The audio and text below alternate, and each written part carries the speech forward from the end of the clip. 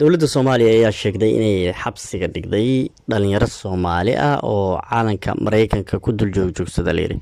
Sidoo kale Mareykankana wuxuu soo saaray asagana fariin statement ah oo wax lagu tilmaamay aan la garanaynba. Marka soo dhawaada saaxiibayaal, barnaamijkeena xogta wararka ayaan ku falanqeyn doonaa qodobadan. dowladda Soomaaliya ayaa maanta sheegtay inay soo xirtay 4 wiil oo dharka ciidamada inay kashteen kadibna caalanka Mareykanka ku joogsaday sida ayaga ay u arkaan aad ugu faantay.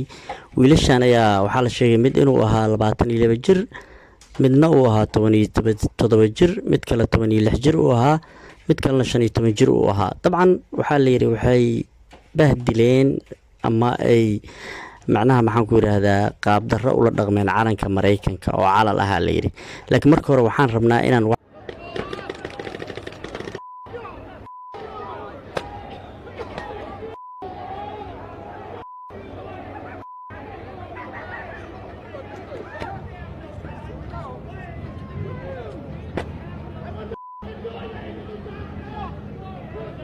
Police have just fired over a flag.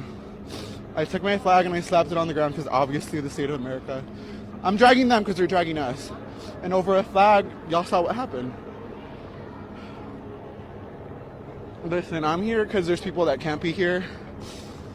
And I'm willing to endure that. If a U.S. citizen has to endure that for every human to get rights. Can you just tell me the feeling among Angelenos here? I'm born and raised here. I'm 24 years old. wiilkan waa wiil da'yar oo Mareykan ah oo magaalada Los Angeles ciidamada iyo ICE hortooda caalankii Mareykanka ku jeexayo oo ku istaagayo oo ku dagaalamayo oo caaynayo. haddana cid wax dhehaysa aysan jirin. waxaa kaloo ku xigo in tusi doona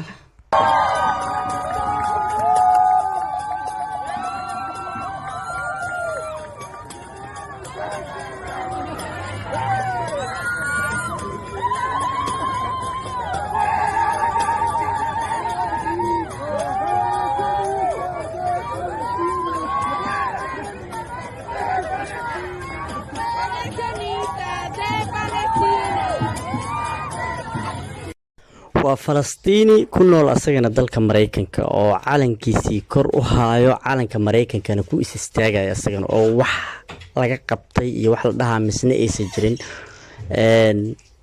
Soomaaliya marka aad joogtana waa lagu xiraa dabcan. sidoo kale waxaan rabnaa inaan fiirino sharciyada Mareykanka waxa ay ka qabto in qof caalanka Mareykanka dalka Mareykanka ku nool uu ku dhex istaago. Mareykanka gudihiisa marka aad joogto in caalanka aad ku